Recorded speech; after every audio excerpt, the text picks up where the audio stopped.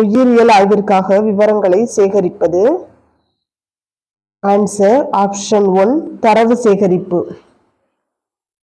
Answer option 1 தரவு சேகரிப்பு அல்லது டேட்டா கலெக்ஷன் சொல்லுவோம்.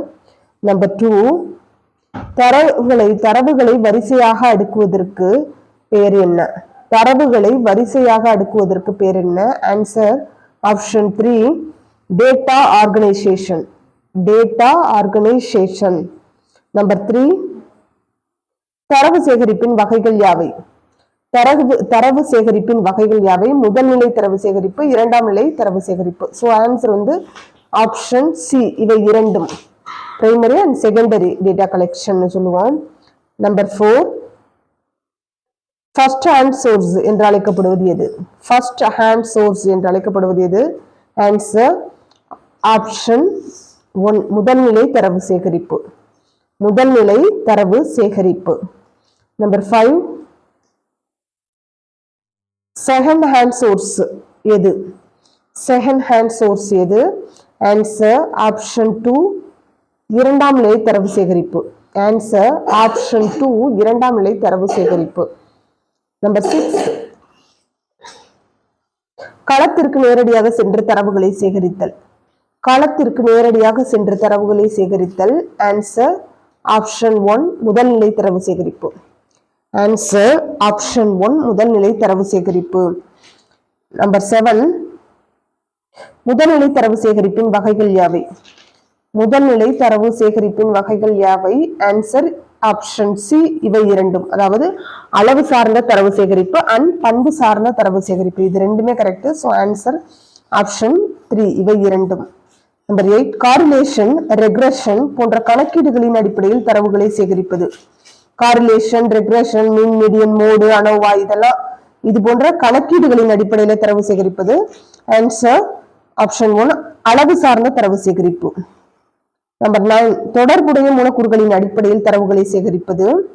ஆன்சர் ஆப்ஷன் 2 பண்பு சார்ந்த தரவு சேகரிப்பு. பண்பு சார்ந்த தரவு சேகரிப்பு. நம்பர் 10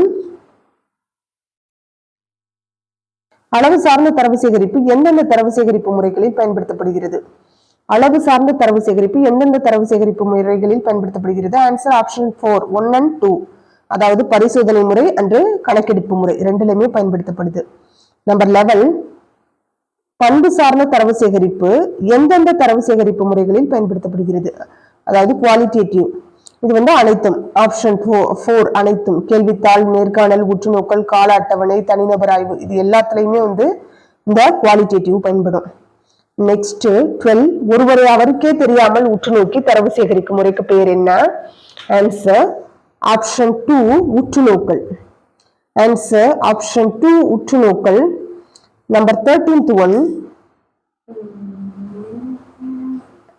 உற்றுநோக்கலின் வகைகள் யாவை? உற்றுநோக்கலின் வகைகள் யாவை?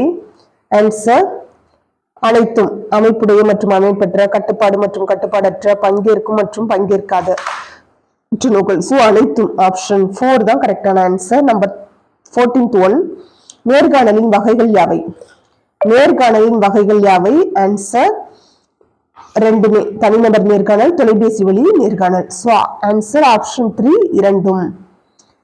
15th one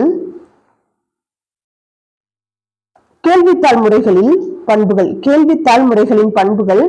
ஆப்ஷன் 4 தான் அனைத்தும். அச்சிடப்பட்ட தாளா இருக்கணும், எளியவை சுருக்கமானவையா இருக்கணும், தர்க்க வரிசை முறையை பயன்படுத்தணும். ஸோ ஆன்சர் ஆப்ஷன் 4 அனைத்தும் சரியான பதில். நம்பர் 16th one எனுமரேட்டரின் உதவியுடன் சேகரிக்கப்படும் தரவு முறை. எனுமரேட்டரின் உதவியுடன் சேகரிக்கப்படும் தரவு முறை. ஆன்சர் ஆப்ஷன் 3 கால அட்டவணை முறை, அதாவது ஸ்கெட்யூல் மெத்தட்னு சொல்லுவோம். கால அட்டவணை முறை. நம்பர் 17th one இரண்டாம் நிலை தரவு சேகரிப்பு இவற்றிலிருந்து சேகரிக்கப்படுகிறது.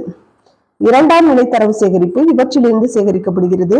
ஆன்சர் ஆப்ஷன் 4 அனைத்தும். அதாவது மேகசின்ஸ், அன்பப்ளிஷ், பப்ளிஷ், செய்தித்தாள், புத்தகம், இதழ்கள் எல்லாமே வந்து இரண்டாம் நிலை தரவு சேகரிப்புல வரும்.